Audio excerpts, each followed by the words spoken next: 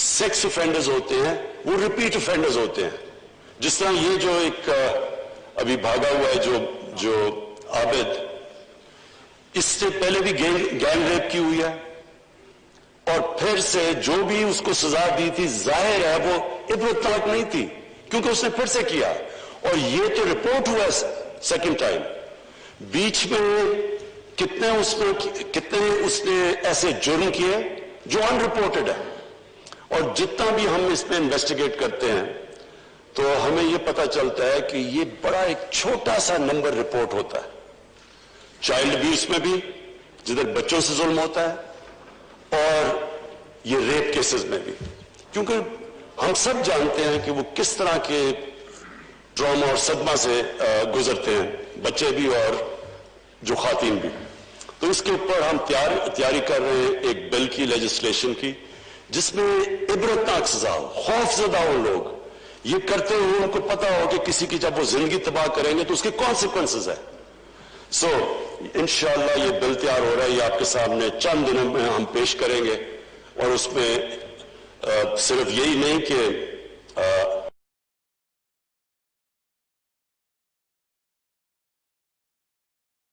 हमने ये भी असेस किया कि ये भी जो हाल अगर हम पकड़ भी लें और इंशाल्लाह एक तो पकड़ के दूसरे को पकड़ भी लेंगे, उसके बाद भी उसको कन्विक्ट करना आसान नहीं है. क्योंकि जिस तरह की एविडेंस चाहिए अदालत के अंदर वो बहुत मुश्किल होता है. क्योंकि जाहिर है जिस तरह की वो एविडेंस देनी हो विटनेस बॉक्स में खड़े होके, वो बहुत मुश्किल होता है. तो उसके लिए भी हम प्रेपरेशन कर रहे हैं कि प्रोटेक्शन ऑफ विटनेस की, कि क्या उनको सामना ना करना पड़े अदालत में. तो उसकी भी इंशाल्लाह पूरी एक कॉम्प्रिहेंसिव एक लेजिस्लेशन लेके आएंगे. दूसरा जी, मैं ये जो फैटफ की सारी लेजिस्लेशन और ये जो कहानी चली है, मैं सिर्फ आज अपने मुल्क के सामने, अपनी पार्लियामेंट के सामने, ये जिधर जा भी रही है हमारी, ये देख भी जो रहे हैं पाकिस्तान में लोग. देखिए जी, फैटफ का हमें सबको पता चलना चाहिए कि ये फैटफ कोई तहरीक हमारी गवर्नमेंट की वजह से नहीं, हम फैटफ के ग्रे के अंदर आए, ग्रे लिस्ट के अंदर. ये हमें विरासत में मिला, इनहेरिट किया हमने. और सबको ये भी पता होना चाहिए कि इसकी ब्लैक लिस्टिंग का मतलब ये है कि पाकिस्तान के ऊपर सैंक्शंस लग जाती है. हमारी फाइनेंस, हम बाहर के फाइनेंसेस से मुल्क कट ऑफ हो जाता है. और वो मुल्क जो पहले मुश्किल हालात में था और जिसका सबसे बड़ा प्रॉब्लम फॉरेन एक्सचेंज रिजर्व्स थे, फॉरेन एक्सचेंज रिजर्व जब आप उस सतह पे हो जो हमारे थे आज से 2 साल पहले, उसका मतलब यह कि सारा प्रेशर पड़ता है करेंसी के ऊपर, रुपए के ऊपर. और हम सब जानते हैं कि जैसे जैसे रुपया गिरता है सारी इंपोर्ट्स महंगी होनी शुरू हो जाती हैं, जिसके अंदर तेल, जिसके अंदर तेल की वजह से बिजली, जितनी भी इंपोर्ट्स हमें चाहिए होती हैं हमारी इनपुट्स इंडस्ट्री के लिए, यानी सारी चीजें, जब पेट्रोल, डीजल, बिजली, ये जब सब महंगी होती है, ट्रांसपोर्ट महंगी, तो आखिर में महंगाई से गुर्बत बढ़ती है. तो एक कौम निकल रही है और अल्लाह का शुक्र है, अल्लाह का लाख लाख शुक्र है कि जिस तरह कोविड में से पाकिस्तान निकला, कोई ये उम्मीद नहीं रख रहा था कि इस तरह हम निकलेंगे. क्योंकि सबको खौफ था कि जब एक मुल्क लॉकडाउन में चला जाता है, उसकी इकोनॉमी बंद हो जाती है. तो हमने देख लिया कि हिंदुस्तान में उनकी 24% उनका जीडीपी नीचे गया है कोविड की वजह से. तो हम तो पहले मुश्किल में थे. तो अगर हमारे पे अगर हम उसी तरह का हमारी इकोनॉमी के ऊपर प्रेशर पड़ता तो आज पाकिस्तान में तो बहुत बुरे हालात होने थे. तो अल्लाह का करम है, उन हालात से निकले. आज हमारी इकोनॉमी पिक कर रही है और हम, दुनिया मिसाल दे रही है, WHO पाकिस्तान की मिसाल दे रहा है कि पाकिस्तान से सीखो कोविड में किस तरह आप निकले.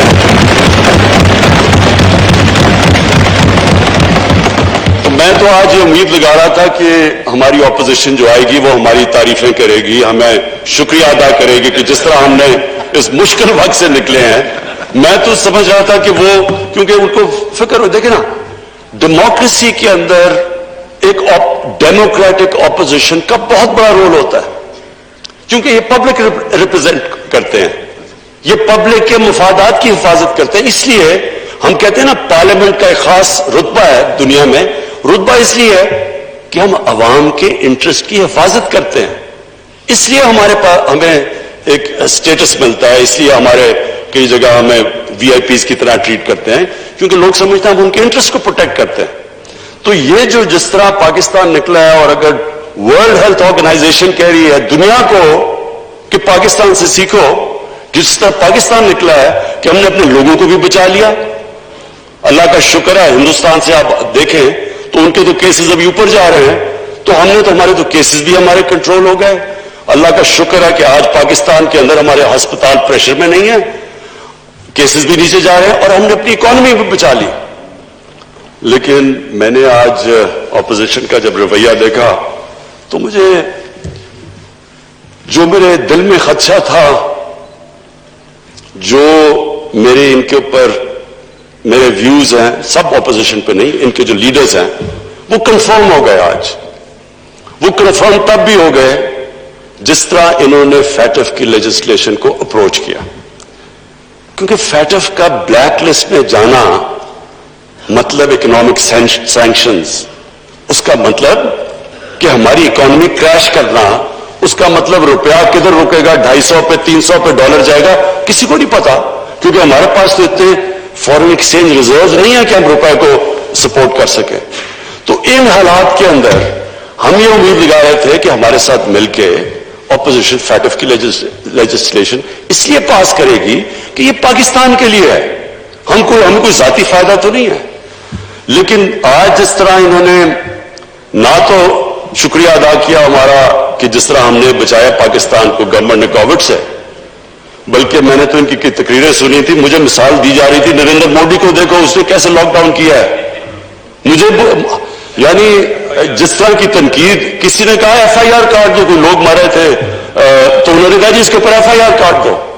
تو وہ کرتے اتنی یعنی جب تنقید کی تھی تو اگر اللہ نے کرم کیا تو ان کو پھر تھوڑی سی تو تعریف کر دینی چاہیے تھی.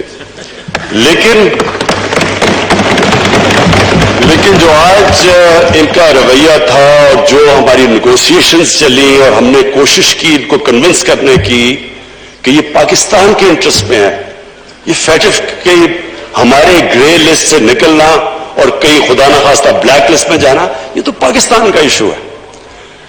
لیکن جو بھی نیگوشیٹ کر رہے تھے، جو انہوں نے جس طرح کی نیگوسیشن کی، میری ایک کنوکشن ہے کہ ان کے لیڈرز کا انٹرسٹ اور پاکستان کا انٹرسٹ اپوزڈ ہے. جو پاکستان کی بہتری ہے اس کے اوپر ان کا کوئی فکر نہیں. ان کو اپنے ذاتی انٹرسٹ کو پروٹیکٹ کرنے کے لیے انہوں نے ہر قسم کی ہمیں بلیک میل کرنے کی کوشش کی. یعنی انہوں نے سمجھا کہ جی اتنا خوف زدہ ہوں گے کہ کہیں بلیک لسٹ نہ ہو جائے. انہوں نے 38 شکیں تھیں جو ہے نیب کے قانون میں، اس میں سے 34 میں انہوں نے امینڈمنٹس کا ہمارے سامنے رکھ دی. یعنی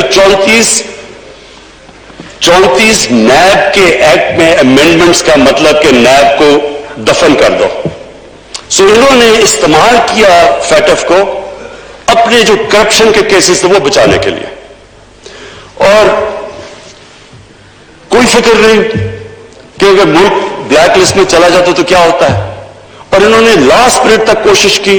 پھر جب انہوں نے دیکھا ہم بلیک میل نہیں ہو رہا، پھر بھی اینڈ میں جا کے پھنس گئے منی لانڈرنگ کے اوپر. اسپیکر صاحب، میں اپنی قوم کو، کیونکہ اپنی ممبرز بھی میرے بیٹھے ہیں، قوم بھی، ان کو بڑا ضروری ہے. اللہ اکبر، اللہ اکبر،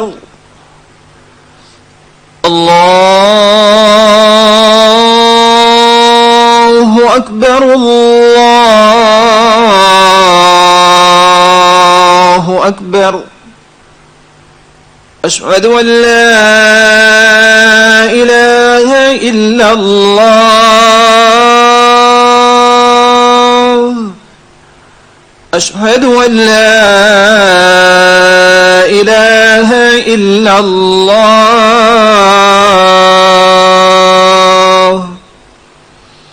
أشهد أن محمدا رسول الله أشهد أن محمدا رسول الله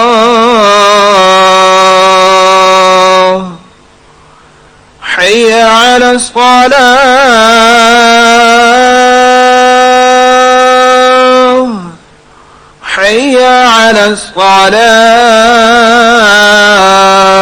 الصلاة حي على الفلاح حي على الفلاح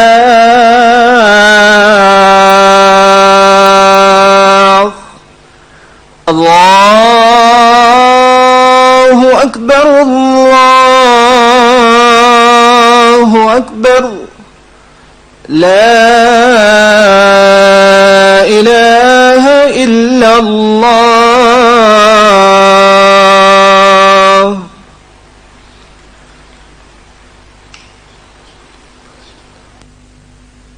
جی پلیز. منی لانڈرنگ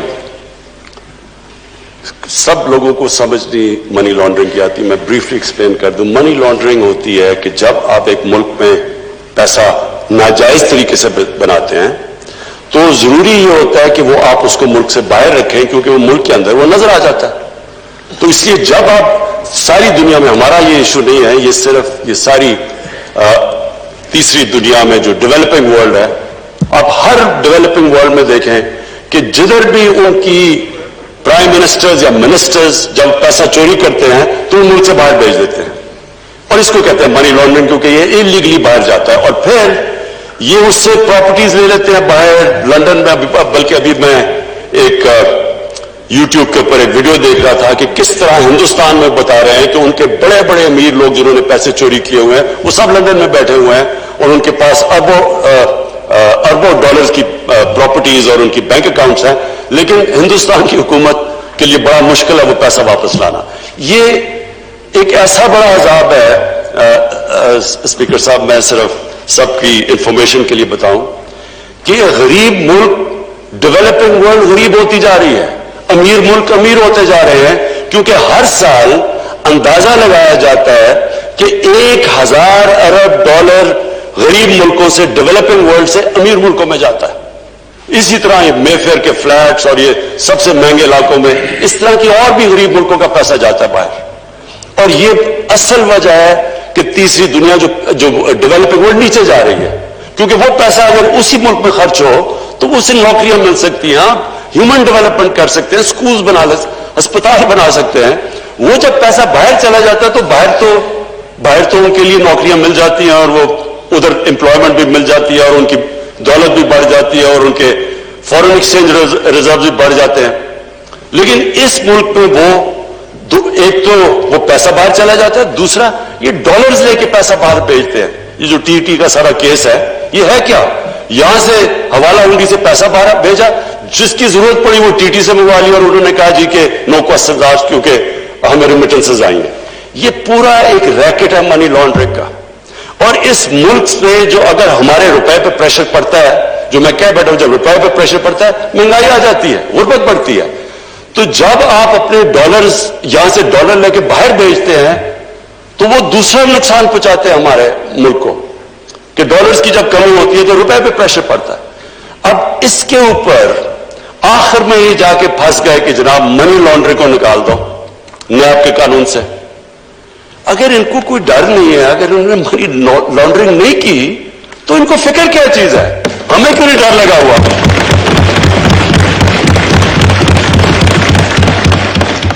اور افسوس یہ ہے کہ اس کے اوپر انہوں نے اتنا زیادہ سارا ہمارے ٹائم بھی ضائع ہوا, یہ سارا ادھر تک پہنچے. اور پھر سے میں یہاں اپنی ٹیم کا بہت شکریہ ادا کرتا ہوں کہ آپ سب آج آئے اور آپ کا جو جذبہ, اور آپ بیٹھے اور اتنی دیر تک آپ نے پوری صبر سے کام لیا. لیکن یہ اتنا امپورٹنٹ تھا کہ ہم یہ لیجسلیشن پاس کریں, فیٹف کے لیے نہیں, منی لانڈرنگ کے لیے. منی لانڈرنگ اس ملک کو, اگر ہمیں جو اسٹیٹ ڈپارٹمنٹ امریکہ کی ایک رپورٹ ہے کہ ہر سال پاکستان سے 10 ارب ڈالر کی منی لانڈرنگ ہوتی ہے, تو 10 ارب ڈالر کی منی لانڈرنگ, یہ دیکھ لیں کہ ہم نے IMF سے جو قرضہ لیا ہے وہ 6 ارب ڈالر کا لیا ہے, اور اس کی ابھی ساری کنڈیشن ماننی پڑتی ہیں. تو یہ سوچ لیں کہ 10 ارب ڈالر کی اگر ہم منی لانڈرنگ ہی روک لیں تو ہمیں قرضے لینے نہ پڑتا IMF سے, کیونکہ ہمارے پاس ہمارے ریزروز کم تھے. اس لیے اسپیکر صاحب یہ بڑا امپورٹنٹ تھا, یہ اس ملک کی فیوچر کے لیے بڑا امپورٹنٹ ہے. اور ہماری یہ بھی بدقسمتی ہے کہ جو ہماری رولنگ ایلیٹ, جو ہمارے صاحب اقتدار رہے ہیں, وہ صاحب اقتدار جب یہ پیسہ باہر جا رہا تھا کسی نے کوشش نہیں کی روکنے کی. کسی نے یہ کوشش نہیں کہ باہر ان کے پراپرٹیز اتنی بڑی بڑی باہر ہیں, کسی نے نہیں پوچھا کہ کدھر سے پیسہ گیا. انہوں نے مجھے عدالت میں, جب مجھے پولیٹیکلی وکٹمائز کر کے یہ عدالت میں مجھے لے کے گئے, کیونکہ پولیٹیکل وکٹمائزیشن تھی, کیونکہ میرا تو فلیٹ 2002 کا ڈکلیئر تھا, لیکن 2016 میں اس لیے لے کے گئے کیونکہ میں نے ان کا پیناما کا کیس اٹھایا ہوا تھا. PMDC. تو پیناما کا جب کیس اٹھایا تھا اس میں پھر مجھے پریشرائز کرنے کے لیے عدالت میں لے گئے. تو اسپیکر صاحب, اگر میں جو پبلک آفس ہولڈر نہیں تھا, ایک اسپورٹس مین تھا, میں اگر 40 سال پرانے کانٹریکٹس دکھا سکتا ہوں, میں اپنی ساری منی ٹریل دے سکتا ہوں پاکستان میں پیسہ لانے کے لیے, یہ ایک ڈاکیومنٹ نہیں دے سکتے کہ پیسہ باہر کیسے گیا ہے. یہ بتا سکتے ہیں کہ ہائیڈ پارک, کیونکہ میں لندن, میری بڑی زندگی گزری ہے, 1 ہائیڈ پارک لندن کا تقریباً سب سے مہنگا پراپرٹی ہے. مے فیئر لندن, مے فیئر دنیا میں مہنگا ترین شہر ہے لندن, اور مے فیئر لندن کا مہنگا ترین علاقہ ہے. ادھر ان کے پاس اتنی پراپرٹیز, کدھر سے آیا پیسہ؟ یہ کوئی ڈاکیومنٹ بتا دے کہ پیسہ باہر کدھر گیا. دوسری طرف آصف زرداری کی پراپرٹیز کی لسٹ ہے, اپنے نام پہ نہیں لیے ہوئے. ایک نیو یارک میں فلیٹ غلطی سے اپنے نام پہ لے لیا جو ایک کیس چل رہا ہے, باقی تو اپنے نام پہ نہیں. یہ کدھر سے پیسہ آیا؟ تو جب ایک ملک کی جو سربراہ جب وہ پیسہ چوری کر کے باہر لے کے جاتے ہیں اور ڈالرز میں باہر لے کے جاتے ہیں, دبئی میں ان کی پراپرٹیز ہے, وہ یہاں سے کنورٹ کرتے ہیں, روپے کو ڈالر میں باہر لے جاتے ہیں. تو جب وہ لے کے جاتے ہیں, وہ 2 چیزیں ان کو کرنی پڑتی ہے. پاکستان کے ادارے پہلے تباہ کرتے ہیں.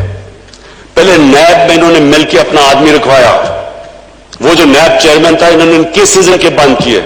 ہدایبہ پیپر مل اوپن اینڈ شٹ کیس تھا, اس کے اوپر اسحاق ڈار کی باقاعدہ صرف سٹیٹمنٹ نہیں ہے, اس نے بینک اکاؤنٹس دیے کہ جدھر جدھر یہاں سے پیسہ باہر گیا, نام دیے ہوئے اس نے. اوپن اینڈ شٹ کیس, ان کا اپنا آدمی نیب میں بیٹھا ہوا تھا, اس نے وہ آگے پروسیڈ نہیں کیا. تو انہوں نے یہ جو 10 سال کے اندر 4 گنا زیادہ پاکستان کے قرضے بڑھے ہیں. 60 سال کی تاریخ میں ٹوٹل پاکستان کا قرضہ 6,000 ارب تھا, 10 سالوں میں پہنچ گیا 30,000 ارب. ہمارا جو سب سے بڑا مسئلہ کیا بنا ہوا ہے, جو ہم نے ٹیکس کا پیسہ اکٹھا کیا پہلا سال, اس کا آدھا چلا گیا ان کے قرضوں کی قسطیں ادا کرنے پہ. ملک کدھر سے چلاتے؟ پھر ہمیں کہتے جی آپ قرضے لے رہے ہیں. اگر ہم قرضے نہ لیں تو ہم ملک کیسے چلائیں؟ آدھا تو جو پیسہ اکٹھا کیا ان کی قرضوں کی قسطوں پہ چلا گیا. اب جو ہم نے کورونا کی وجہ سے کم کلیکشن ہوئی, پھر ہمارا 1,000 ارب کم ہوا, تو 4,000 ارب اب جو اکٹھا کیا یہ سیکنڈ ایئر میں, اس میں سے 2,600 ارب وہ چلا جائے گا قرضوں کی قسطوں دینے پہ. تو اسپیکر صاحب بات یہ ہے کہ یہ کیسے ہو سکتا ہے کہ آپ نے 10 سال میں اس ملک کو بوجھ ڈال دیا, اس کا ملک کا جو قرضہ ہے وہ 4 گنا زیادہ بڑھا دیا, اور آپ جب بات کریں کرپشن کی تو کہتے ہیں پولیٹیکل وکٹمائزیشن ہے, کبھی کہتے ہیں کہ جی یہ بلیک میل ادھر کر رہے ہیں, کبھی پہلے انہوں نے بلیک میل, اس پہ پہلے ہمیں کہا جی پہلے دن سے شروع کر دیا کہ جناب ہم مانتے نہیں الیکشن کو, ہم کہہ رہے ہیں کہ کھولیں جو آپ چاہتے ہیں, بتائیں ہمیں کون سی. اس کے بعد بات ہی نہیں کی, اسمبلی نہ چلنے دیں, تقریر نہ کر رہے ہیں, یہ تو آج وہ ہے نہیں تو میں تقریر کر رہا ہوں, نہیں تو تقریر نہیں کرنے دیتے. تو یہ وہ لوگ ہیں جو ان کا انٹرسٹ ہی نہیں ہے پاکستان کا. دیکھیں نا, اگر جو اسمبلی کا سب سے بڑا کام ہے کہ پبلک انٹرسٹ کی حفاظت کرنا, تو کیا یہ پبلک کے انٹرسٹ کی حفاظت کر رہے ہیں؟ یہ تو اپنے جو لیڈرز کی چوری کیے ہوئے پیسے کی حفاظت کر رہے ہیں. इनका तो इंटरेस्ट ही उल्टा है पाकिस्तान से। जो पाकिस्तान का इंटरेस्ट है, पाकिस्तान का तो इंटरेस्ट है कि ये चोरी किया हुआ पैसा वापस आए। इन्होंने अपनी ऑपोजिशन का मकसद यह बना दिया कि किसी तरह उस चोरी किए हुए पैसे को बचा लें। कैसे एक मुल्क तरक्की कर सकता है जब एक मुल्क के जो बड़े बड़े जिन लोगों के पास इतना, हमें पता है, हमें स्पीकर साहब, मैंने तो इनको सबको देखा हुआ है, मुझे तो पता है इनकी पहले हालात क्या थे। मुझे तो पता है ये जिस तरह आप जो देख रहे हैं, इसहाक डार को देखें, इसहाक डार ऐसे लगता है कि उसके बाप की साइकिल की दुकान नहीं थी, मेफेयर में कोई मर्सिडीज का शोरूम था। नवाज शरीफ की फैमिली, अब इनकी फैमिली देख लें, इनकी फैमिली ऐसे नहीं लगती कि ग्वाल मंडी में बड़ी हुई है, लगता है ये बकिंगम पैलेस में बड़े हुए हैं सारे। किधर से पैसा आया?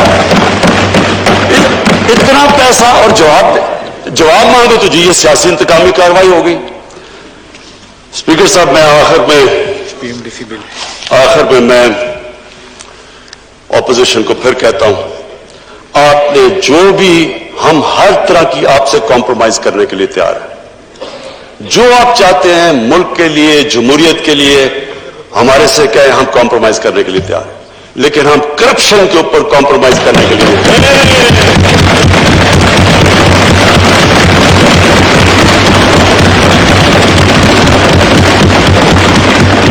मैं आखिर में हाउस का शुक्रिया अदा करता हूं।